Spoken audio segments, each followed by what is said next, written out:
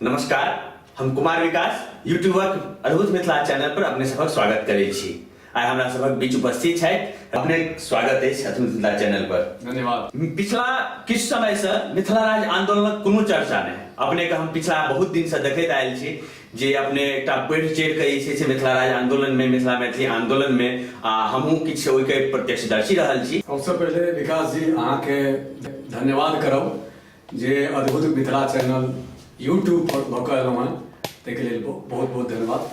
आ रहल मिथिला मैथिली से सवाल जे गायब कतऽ छी, हम गायब कतौ नहीं छी, हर जगह काज भऽ रहल छै। ते दिन काज होइ छलै, लोकके एकटा जोश छलै, जोशक माध्यमसँ होइ छलै काज जे समाजक बीच एलै।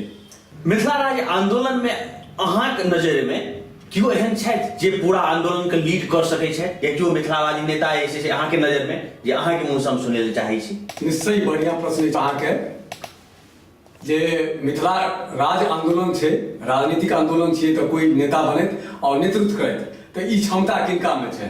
अहाँ पर जातीयता के एकटा जे छै से प्रश्न चिन्ह ठाढ़ भऽ गेल अछि। देखू विकास जी, रहल जातिवादिता के आरोप, ई किछु गोटा के कहब छै, किछु गोटा के हमहूँ सुनलहुँ हैं ई बात के जे रंजीत दास जी जातिवादी केहन तरह जातिवादी होइ छै? ई जातिवादी के आरोप यहाँ लगा रहल छै जिनकर किछु दल आयो, ई दू चारि गोटा पांच गोटा आंदोलन कतौ कोनो तरहक चर्चा नहीं, की कारण छै? किया सब गोटे चुप किया भऽ गेल? चुप क्यों नहीं छियै?